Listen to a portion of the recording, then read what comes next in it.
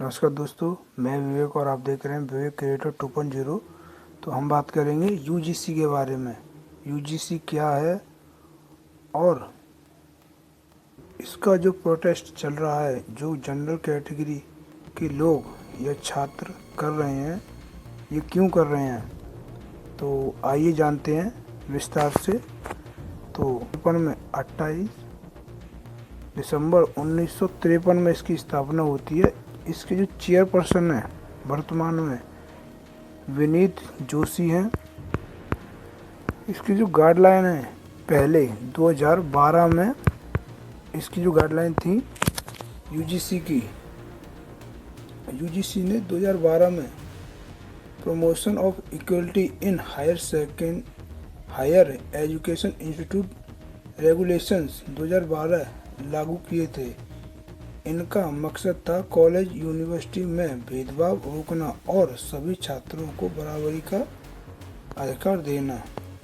इन नियमों का मुख्य उद्देश्य था किसी भी छात्र के साथ जाति, धर्म, लिंग, भाषा, विकलांगता, क्षेत्र आदि के आधार पर भेदभाव न हो।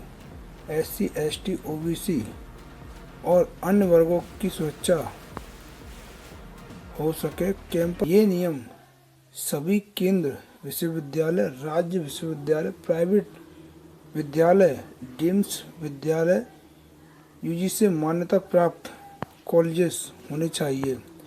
यूजीसी 2012 के अनुसार भेदभाव में शामिल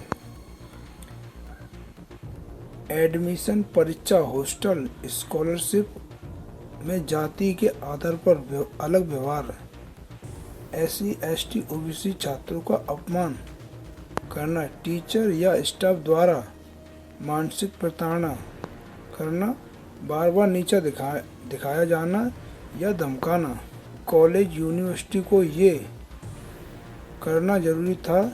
एंटी डिस्क्रिमिनेशन पॉलिसी बनाना, इक्वल अपॉर्चुनिटी सेल ईओसी बनाना, एक एंटी डिस्क्रिमिनेशन ऑफिसर नियुक्त करना, छात्रों की शिकायतों के लिए स्पष्ट शिकायत प्रणाली, शिकायत का निपटारा लगभग 60 दिनों के अंदर।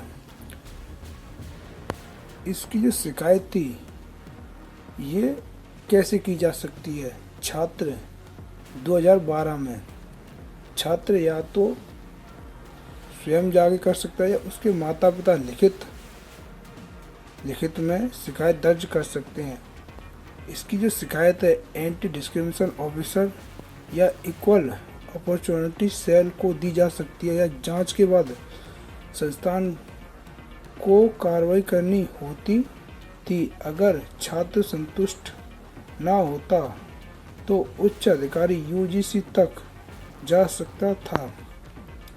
सजा, इसकी जो सजा थी, अगर भेदभाव साबित हो जाता था, दोषी शिक्षक या स्टाफ अनुशासनिक कार्रवाई, चेतावनी, निलंबन या अन्य सजा की गंभीरता अपराध पर निर्भर थी। जैसा अपराध होगा उसी हिसाब से इसमें सजा थी। एससी, एसटी, ओबीसी छात्रों की आत्महत्या के मामले सामने आ रहे थे। जो पहले रोहित वेमुला था, उसने भी अपनी यूनिवर्सिटी में फांसी लगाकर अपनी आत्महत्या कर ली थी। उसके साथ भी जातिगत भेदभाव भी हुआ था। कैंपस में जनित भेदभाव की शिकायत बढ़ रही थी। शिक्षा में असमानता, असामाजिक न्याय लागू करना, और जो 2012 का जो था ये मैंने बता दिया आपको। जो 2026 में जो रेगुलेशन ये अभी एक्ट पारित करने जा रहे हैं ये लोग, उसमें था कि जांच होगी प्रॉपर तरीके से, उसके बाद फैसला लिया जाएगा।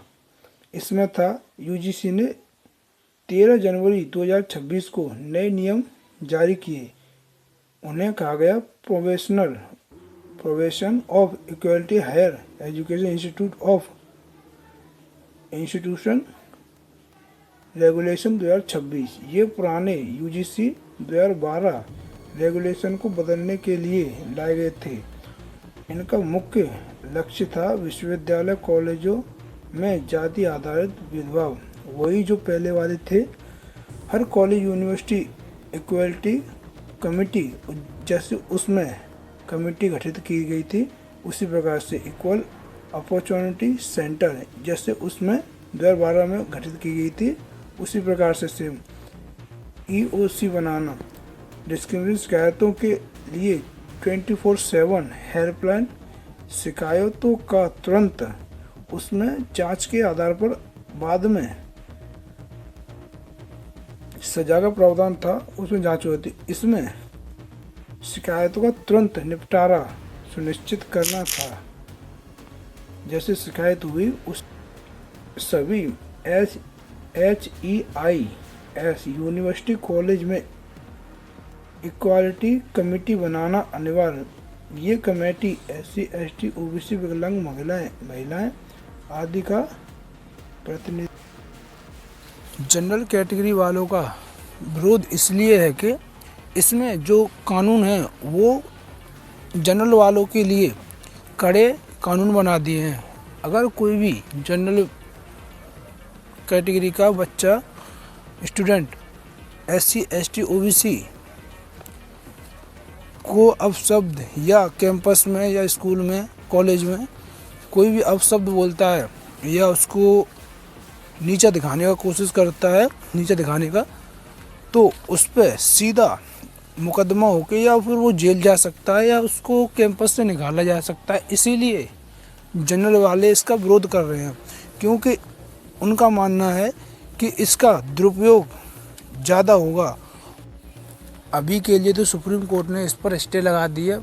इसकी सुनवाई, अगली सुनवाई होती है तो इसकी सूचना हम आपको देते रहेंगे, और आप इसको चैनल को सब्सक्राइब कर लें आगे की इसी पर वीडियो जानने के लिए।